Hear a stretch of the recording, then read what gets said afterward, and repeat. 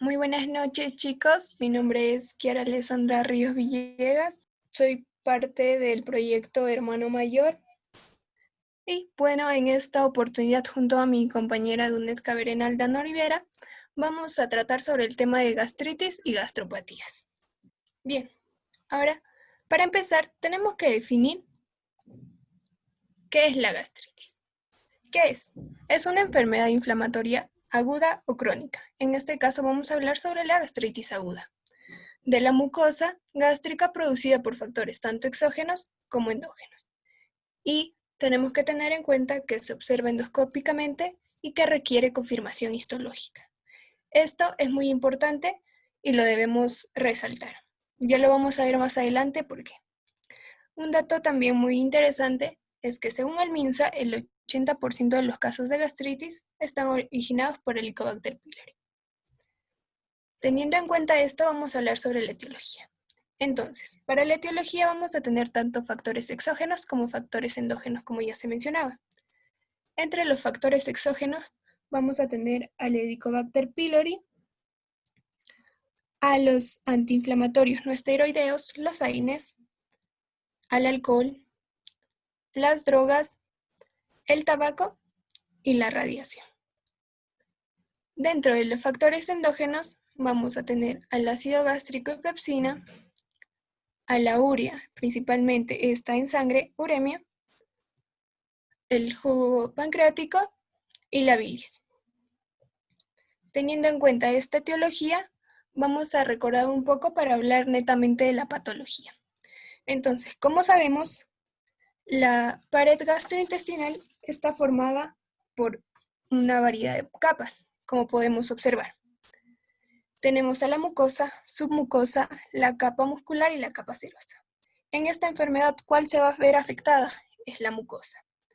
Por otro lado, tenemos que tomar en cuenta también las regiones anatómicas del estómago, en las cuales tenemos a las cuatro principales: el cardias, el fundus o fondo, el cuerpo y el antro. ¿Por qué tenemos que resaltar estas? Puesto que en el fondo y el cuerpo se van a encontrar unas glándulas que llevan por nombre las glándulas oxíntricas, las cuales tienen a las células parietales y células principales.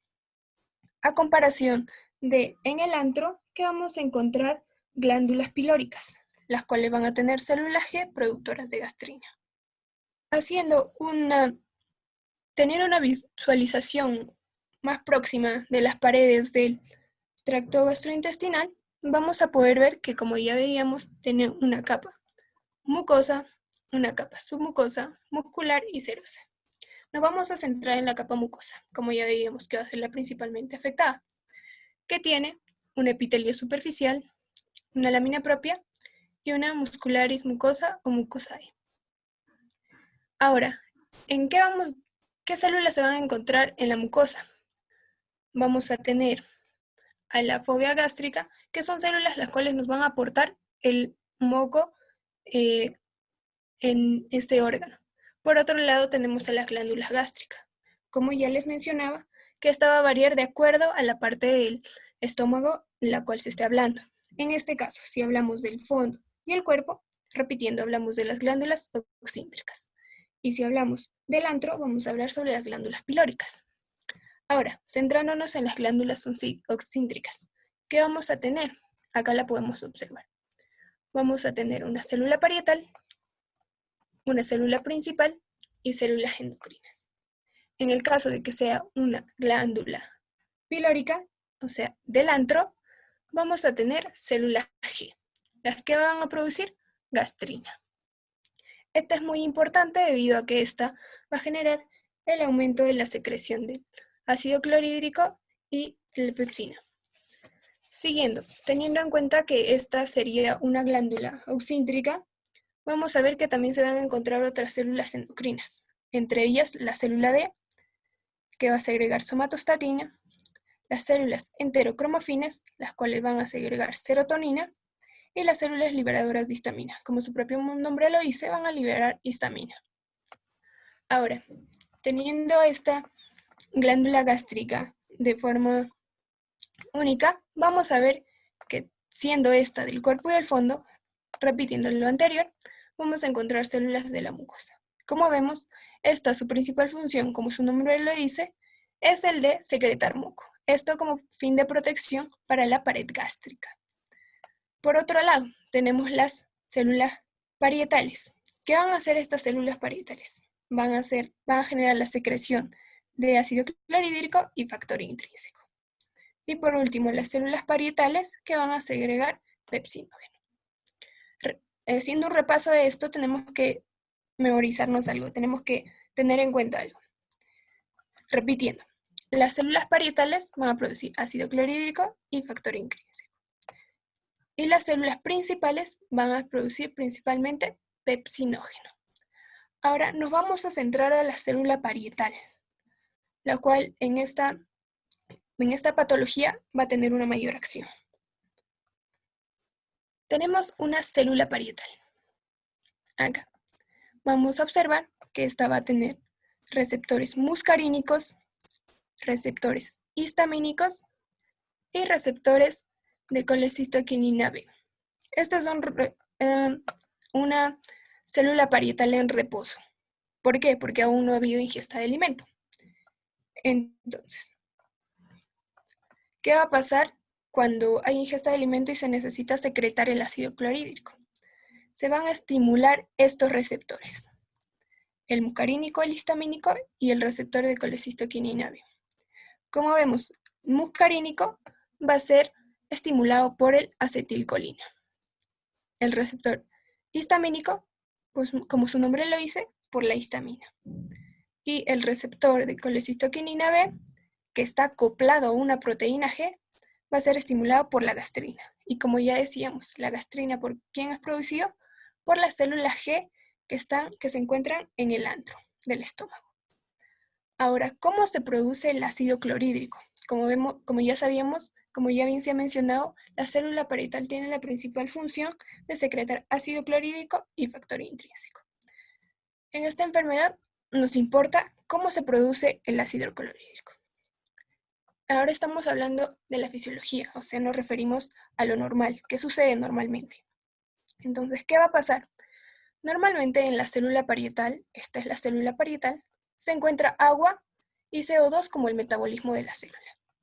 El agua se va a dividir se va a unir al CO2 y mediante la enzima anidrasa carbónica se va a escindir esta, se va a catalizar, generando ¿qué? Hidrogeniones y bicarbonato. Ahora, ¿cómo van a salir los hidrogeniones a la luz? A la luz gástrica. Esta mediante una bomba particular. ¿Cuál es el nombre de esta bomba? Es la bomba de hidrógeno potasio ATPasa. Ahora, ¿por qué les recalco esta? Porque va a haber fármacos que van a bloquear ciertas partes de este procedimiento. Entonces tenemos que estar muy atentos a este. Entonces, como decíamos, el hidrógeno va a salir mediante esta bomba.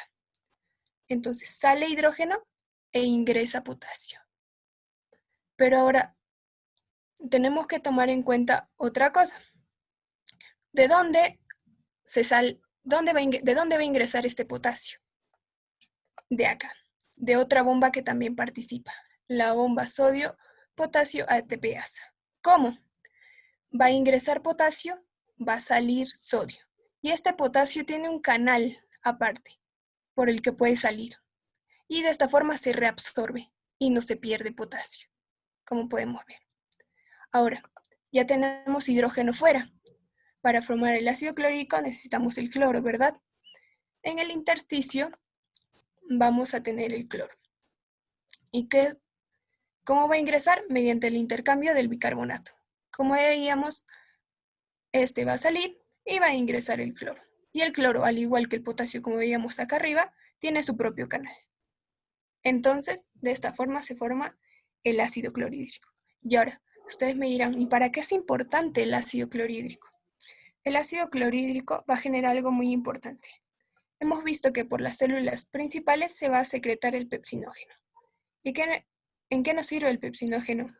Solo está inactivo, en otras palabras no funciona. Entonces necesita un medio ácido, que es el ácido clorhídrico.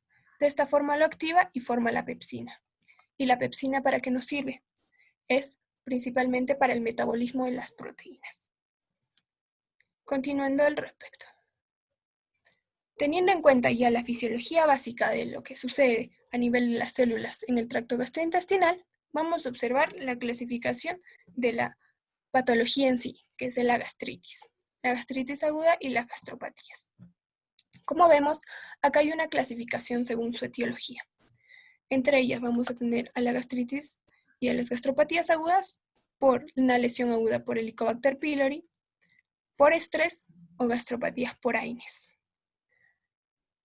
Y una variedad de etiologías con respecto a la gastritis, de las cuales vamos a resaltar, como ya se veía mencionando, por la Helicobacter pylori y por los AINES. Tenemos que tomar en cuenta también que las gastropatías en sí tienen unas causas muy similares a las de la gastritis. Continúen. Vamos a hablar sobre la patogenia de la gastritis entonces. Tenemos que tomar en cuenta un pequeño datito, que la luz gástrica tiene un pH de 1 aproximadamente. Eso significa que es 1.000.000 de veces más ácido que la sangre. Ahora, teniendo en cuenta esto, vamos a ver que va a haber fuerzas defensoras o protectoras de la pared gástrica, normalmente. Entre ellas vamos a tener la secreción de la superficie mucosa. Y esto porque acá tenemos que resaltar algo muy importante, porque el moco lubrica y facilita el desplazamiento de los alimentos. Además, es alcalino, lo que permite que lo ácido que va a circular en el estómago no tenga acción directa sobre la pared gástrica. Acá tenemos que resaltar eso. ¿Por qué? Porque el Helicobacter pylori se va a alojar en esta parte exactamente, evitando que el ácido gástrico, en este caso, la dañe. Por otro lado, vamos a ver también la capacidad de regeneración epitelial. ¿Y esto cómo? Es que el epitelio gástrico tiende a cambiar de cada 3 a 7 días. También vamos a ver la elaboración de prostaglandinas. ¿Por qué resaltamos esto? Porque acá es donde van a interferir los AINES. Entonces, las prostaglandinas, ¿de qué nos sirven? Van a estimular la secreción de moco y bicarbonato, van a aumentar la capacidad de regeneración y van a aumentar el flujo en la mucosa. Este flujo en la mucosa nos va a generar una muy buena capacidad de regeneración, va a reforzar a la capacidad de regeneración. Entonces, ¿qué pasa si uno de estos factores protectores se altera? Si, por ejemplo, no se produce moco, que si se altera la capacidad de regeneración o disminuye la cantidad de prostaglandinas, entonces se va a generar un daño a nivel de la mucosa en este caso, como ya vamos viendo por lesión del Helicobacter pylori, los AINES, el alcohol, cigarros, entre otros. Ahora, como ya habíamos diciendo, según la clasificación por etiología, vamos a resaltar dos importantes. Uno por la infección por Helicobacter pylori y otra por AINES. Empezamos por la infección por Helicobacter pylori. ¿Qué es el Helicobacter pylori? Es una bacteria gram negativa que tiene diferentes características. Entre estas, que tiene flagelos, los cuales van a generar, le va a permitir la movilidad a través del moco gástrico. Por otro lado, va a tener adhesinas, que le va a permitir adherirse a las células superficiales, ¿no? Por otro lado, las toxinas, las que van a generar la evolución de la patología. Y por último, la ureasa, que es algo muy importante que presenta esta bacteria. ¿Qué va a hacer la ureasa? ¿Qué genera? La ureasa va a degradar la urea endógena. ¿Esto cómo? Lo va a catalizar y va a formar CO2 y amoníaco. Entonces, ¿qué hace el amoníaco a nivel del pH? Lo aumenta. Entonces, al haber aumento de pH, esta va a generar daño en la mucosa.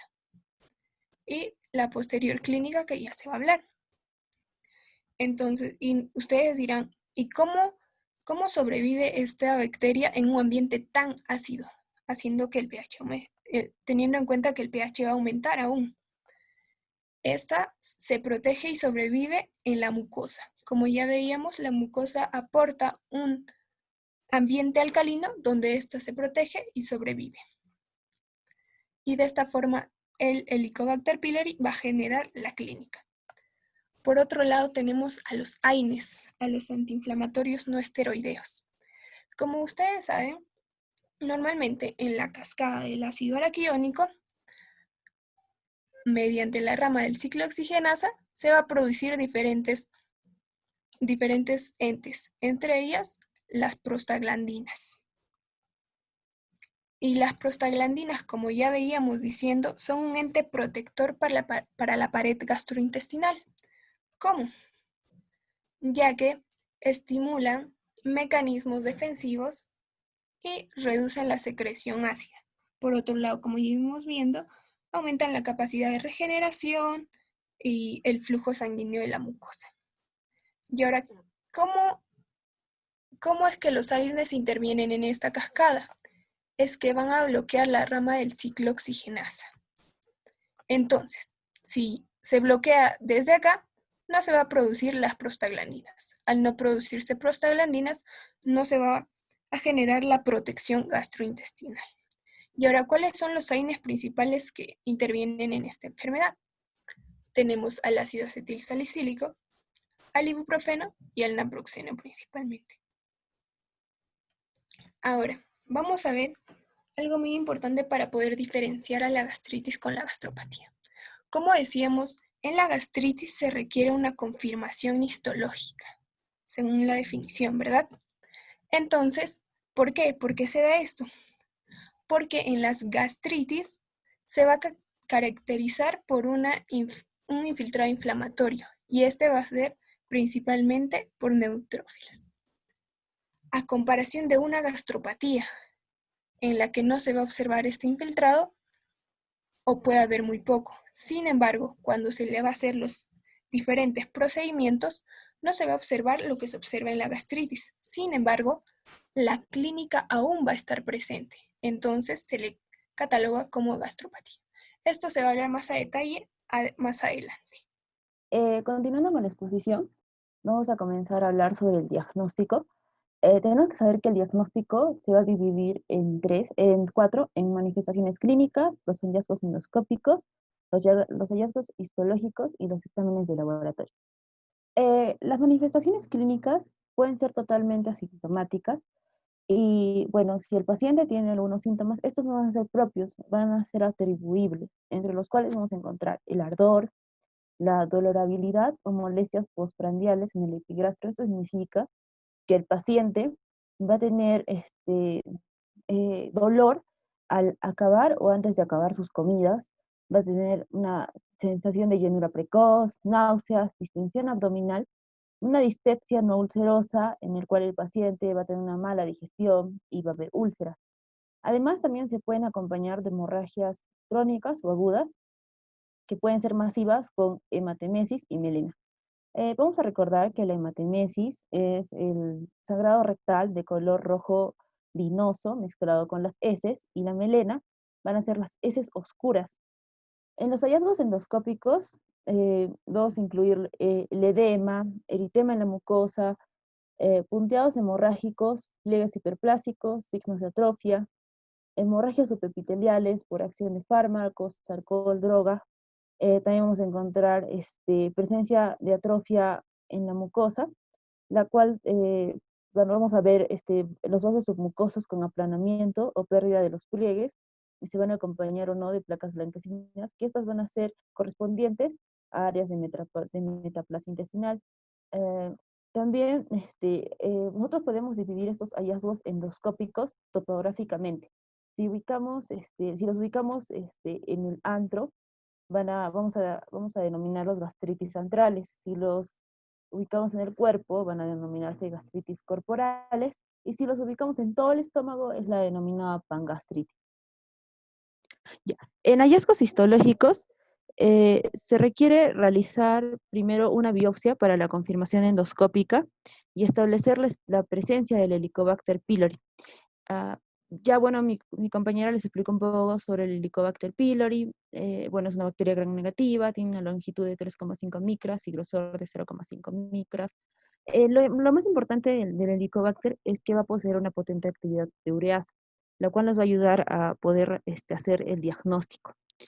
Ahora sí, para hacer el protocolo de biopsia, se va a dividir en primero 3 pruebas basadas en tejido endoscópico. Acá vamos a dividirlas en prueba de ureasa, la evaluación histológica y el cultivo de tejido que nos va a permitir hacer un antibiograma. Y el protocolo de Sidney, en el cual podemos ver en la imagen que se van a hacer 5 biopsias. Las 2 primeras se van a hacer a 5 centímetros proximales hacia el píloro. La segunda van a ser hacia la curvatura menor o en el espejo de la curvatura mayor. Las otras 3 biopsias van a ser una en la incisura angular, una en la curvatura mayor a nivel del cuerpo y otra en la curvatura mayor al nivel del antro. Es así que cuando nosotros ya tenemos la lámina histopatológica, vamos a encontrar un edema en la lámina propia, va a haber infiltración de leucocitos, neutrófilos entre las células epiteliales, que esto va a ser lo patognomónico en un Helicobacter pylori positivo. En los exámenes de laboratorio, el primero es el descarte del Helicobacter pylori, que ahorita en un cuadro les voy a explicar.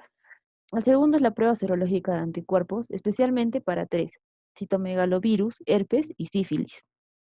Después vamos a tener anticuerpos contra células parietales, anticuerpos contra el factor intrínseco y anticuerpos contra bomba de protones productoras de ácido. De ahí, en casos solamente especiales, se puede hacer un estudio microbiológico de biopsia en búsqueda de algún agente etiológico infeccioso. El examen de ese se hace para un descarte más que todo de estrongiloidiasis y el dosaje de gastrina para hacer un descarte del síndrome de Zollinger-Ellison. Todos estos exámenes de laboratorio se van a usar para determinar algunas causas de la gastritis del paciente. Ahora sí, para la prueba de detección del Helicobacter pylori, tenemos que primero saber que si es que nuestro paciente tiene un tratamiento con antisecretores, esto va a disminuir la sensibilidad de pruebas diagnósticas. Por ejemplo, si es que el paciente tiene un tratamiento con inhibidores de bomba de protón, va a tener un 30% de resultados negativos. Y si tiene un tratamiento con antagonistas de histamina, va a tener un 10% de resultados negativos. Es por eso que todo esto vamos a tener que suspenderlos, estos 2 fármacos, 2 semanas antes de cualquier prueba diagnóstica. Si es que el paciente está usando antiácidos para un control sintomático de sus, es, no es necesario que se le suspenda porque esto no va a influir mucho en la prueba diagnóstica. En cambio, sí, si es que está usando antibióticos, se tienen que evitar 4 semanas previas. Estos serían como unos pasos antes de hacer las pruebas. Ahora, las pruebas se van a dividir en invasivas y no invasivas. Primero, en los métodos invasivos vamos a encontrar el test rápido de ureasa, que tiene una sensibilidad y especificidad de un 90-90, es barata, rápida. Se usa un medio líquido o sólido muy rico en urea, que va a contener un marcador de pH en el cual se van a introducir las biopsias. Entonces, como ya explicamos en la fisiología, la potente actividad ureasa de la bacteria va a hidrolizarla y la va a convertir en amonio y en CO2. Entonces, el amonio va a aumentar el pH y va a producir un cambio de color. Es donde vamos a saber que es un Helicobacter pylori positivo. En el estadio histopatológico, también tiene una sensibilidad y especificidad de 90-90, es cara, es lenta, pero también es específica. Ahora, se considera suficiente el estudio de 2 o más biopsias antrales. Se recomienda la tinción GIEMSA, que es la más sensible, y también se puede usar para el control y la comprobación de la erradicación. En el cultivo, es difícil, es sí útil en la resistencia, más que todo para hacer un antibiograma para el tratamiento, que más adelante les voy a explicar. Tiene una sensibilidad de 50 y una especificidad de 100. Ahora sí pasamos a los métodos no invasivos. Comenzamos con la serología de IgG. La serología de IgG es casi similar al test rápido de ureasa. Tiene una buena sensibilidad y una buena especificidad. eh, no se usa para, disculpen, no se usa para el anticuerpos circulantes porque normalmente estos anticuerpos van a ser positivos aún se haya erradicado la infección. Por eso que no se usa para control de erradicación, porque nos puede salir positivo tiempo después. El test de aliento eh, se usa al paciente en ayunas, se le administra ácido cítrico, que estimula la actividad ureasa del Helicobacter pylori. Y después de esto, se le va a administrar un marcador con C, que es un isótopo no radioactivo. Y si el estómago se encuentra infectado de Helicobacter pylori, va a degradar la urea en amonio y CO2 y esto va a pasar a la sangre. De la sangre va a ser eliminada a través de la respiración y se va a detectar mediante una espectrofotometría. Es altamente fiable y se usa para el diagnóstico y para el control también. Y el antígeno de posición es por heces, por métodos inmunológicos, mediante ELISA, es más eficaz con el ELISA, y si por ejemplo tenemos en prueba rápida, es mejor usarlo en anticuerpos monoclonales, no en policlonales. Los monoclonales tienen mejor fiabilidad. Para los diagnósticos diferenciales, sabemos que por los síntomas de la gastritis, que no son muy, como podríamos decirlo, patognomónicos de la enfermedad, tenemos que hacer un diagnóstico diferencial de úlcera gástrica, cáncer gástrico, parasitosis, una litiasis vesicular y una pancreatitis. Serían los 5 más importantes. Ahora sí, comenzamos con el tratamiento. Vamos a saber que se va a requerir una combinación de varios fármacos, pero primero vamos a tener unas medidas terapéuticas generales. Ante la presunción diagnóstica de gastritis, tiene que hacer una endoscopía, una confirmación histológica, como ya la vimos, con los métodos invasivos y no invasivos. Y primero al paciente se le tiene que administrar una dieta sin sustancias irritantes, alcohol, cigarros, una comida muy simple, no muy condimentada, evitar, por ejemplo, cítricos que puedan seguir lesionando la mucosa. Entonces, ahora sí indicamos fármacos que van a contrarrestar la agresión de barrera. Acá podemos comenzar con antiácidos orales, por ejemplo, entre los antiácidos orales podemos encontrar el hidróxido de aluminio, el hidróxido de magnesio. Entre los citoprotectores de la mucosa gástrica, un sucralfato, citratos de bismuto. En antagonistas de la bomba de protones, omeprazol, esomeprazol, lansoprazol, y los procinéticos que solamente se le van a administrar cuando existen trastornos de motilidad gastroesofágica o gastroduodenal. Aquí podemos encontrar eh, el más conocido, la metoclopramida. Ahora, en las medidas de tratamiento específico, sabemos que la gastritis va a también ser generada por distintas complicaciones. Por ejemplo, cuando es por AINES, se le da sucralfato, 1 gramo 4 veces por día antes de los alimentos. Después se le da el misoprostol, que es una prostaglandina, 200 mg 4 veces por día, o un antagonista del receptor de la histamina, que podría ser una ranitidina, 150 mg 2 veces al día. Y un inhibidor de bomba de protón, que podría ser, si es omeprazol o rabeprazol, 20 miligramos, si es pantoprazol o esomeprazol, 40 miligramos, y si es un lansoprazol, 30 miligramos. En la gastritis alcohólica, primero tenemos que eliminar la base, que sería el alcoholismo, después de ello, antagonistas de receptor de histaminas, y sucralfato por 2 o 4 semanas. En gastritis por estrés, se tiene que primero iniciar una profilaxis farmacológica para su prevención, en el cual se hace el uso endovenoso de antagonistas del receptor de histamina, después se da inhibidores de bomba de protones y sucralfato por vía oral. También se tiene que ayudar a reducir la incidencia de sangrado. También se podría hacer una interconsulta a psicología para ayudar a combatir el estrés. Las gastropatías por hipertensión portal, se usa el propanolodol o el nanodol, que va a reducir, sí, la incidencia de sangrado agudo por reducción de la hipertensión portal. Pero si esto fallara, se tiene que ya realizar una descompresión portal.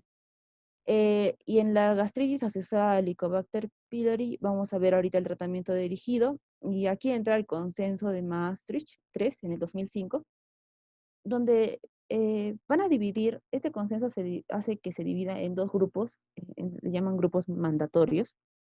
El primer grupo, que vemos grupos de indicaciones mandatorias, es que donde el tratamiento va a ser, o sea, va a ser sí o sí obligatorio. El no hacerlo va a constituir un error médico. Por ejemplo, en úlcera gástrica duodenal, activa o cicatrizada, con o sin complicaciones, con o sin AINES intercurrentes, en linfomas MALT, y en adenocarcinomas gástricos sometidos a gastrectomías parciales o terapias endoscópicas. Ahora, en el grupo de tratamiento recomendado es por el beneficio epidemiológico que tiene que tener. O sea, aquí en este grupo de pacientes tenemos que nosotros reducir, discutir el riesgo-beneficio que va a traer el tratamiento. Acá los antecedentes familiares de primer grado de cáncer gástrico, nosotros sabemos que muchos H. pylori positivos, con el tiempo y con el no tratamiento pueden llegar a ser un cáncer gástrico, presencias de atrofia en gástrico, metaplasia intestinal, dispepsias no investigadas, dispepsias funcionales por Helicobacter, previo inicio de terapia crónica con AINES, una anemia ferropénica sin causa aparente, púrpuras trombocitopénicas y hepáticas, y por la decisión del paciente mismo. Ahora sí, entramos al tratamiento de gastritis asociada a Helicobacter pylori. Tenemos que saber que se requiere una combinación de varios fármacos para el tratamiento de esto. En la primera línea, sí, se tiene que usar una terapia triple, un inhibidor de bomba de protón y claritromicina, y un segundo antibiótico que puede ser amoxicilina o metronidazol por 7 a 14 días. Ahora, el problema es el aumento de la resistencia a antibióticos, especialmente en la claritromicina, hace que disminuya la tasa de curación y obliga a modificar las recomendaciones, por lo que se recomienda usar pautas antibióticas más largas. Por ello. Entonces, por eso que se crea la segunda línea. Disculpen, en el tratamiento de segunda línea, bueno, nosotros estamos en América Latina actualmente, crea mucha resistencia al metronidazol. Es por eso que acá se prefiere la furazolidona en vez del uso de claritromicina y de metronidazol. En la tercera línea se puede usar bismuto, se puede incluir bismuto si es que en la pauta inicial no se ha contemplado claritromicina. Aquí, o sea, se puede, en el área con resistencia de claritromicina y metronidazol de terapias cuádruples, en donde hay una erradicación del 86 al 90%, se puede dar bismuto en vez de la claritromicina, se da tetraciclina, metronidazol. Eh, Esto vamos a usar altas dosis de inhibidor de bomba de protón y de antibióticos por lo menos por 10 días para ayudar a erradicar. Y ahora sí pasamos a la terapia, al tratamiento de rescate. Acá nosotros vamos a ver que para usar la línea de rescate en gastritis es cuando falla en un segundo, tercer intento terapéutico. O sea, cuando ya hemos cambiado de la primera línea a la segunda línea, le hemos cambiado a la claritromicina, entonces tenemos que ya pasarnos a la línea de rescate. Y es un tratamiento adicional para evitar un encarnizamiento terapéutico. Normalmente se hacen pacientes, normalmente los pacientes ya pueden ser controlados con inhibidor de bomba de protón, pero en caso de que se necesite sí o sí una erradicación, por ejemplo, en pacientes con linfoma mal, hemorragias digestivas redicidantes, que sí o sí se le tiene que hacer una erradicación del Helicobacter pylori, ya se da el tratamiento de rescate. Entonces, acá entra la rifabutanina, NIMA, pero tiene efectos secundarios importantes, o sea, no es un antibiótico que podría no generar problemas, ¿no? Y además que es un antibiótico de reserva para microbacterias. Eh, Ahora, la posibilidad también acá de hacer una biopsia con cultivo y de realizar un antibiograma para poder ayudar al tratamiento de rescate, se plantea, pero no es muy sugerido. Ahora, en los efectos secundarios tenemos que saber que el levofloxacino va a tender a causar tendinitis y rupturas tendinosas. La rifabutanina va a generar mielotoxicidad. Es por eso que su tratamiento tiene que ser muy excepcional cuando ya no tienes otra opción, ¿no? Y el bismuto, que se les da en los primeros tratamientos, van a generar heces de color negro. Es por eso que se le tiene que informar al paciente, si es que estos pacientes han tenido sangrados, mm, eh, bueno, por ejemplo, melenas, se le tiene que decir que el bismuto le va a generar heces de color negro para que ellos no se asusten. En el pronóstico, tenemos que saber que un buen tratamiento, también dependiente de la etiología y dependiente de su remisión, va a generar una mejoría en este paciente. Normalmente los pacientes con Helicobacter pylori, que no tengan otras complicaciones u otras comorbilidades, van a tener una buena mejoría, con el tratamiento de primera línea, de repente cambiando alguno que otro antibiótico, como les comenté, van a poder tener una erradicación total y van a poder seguir haciendo su vida tranquilamente. Bueno, chicos, agradecemos la participación de nuestras dos tutoras en la ponencia del día de hoy de gastritis y gastropatías. Con nosotros será hasta una nueva oportunidad. Muchas gracias.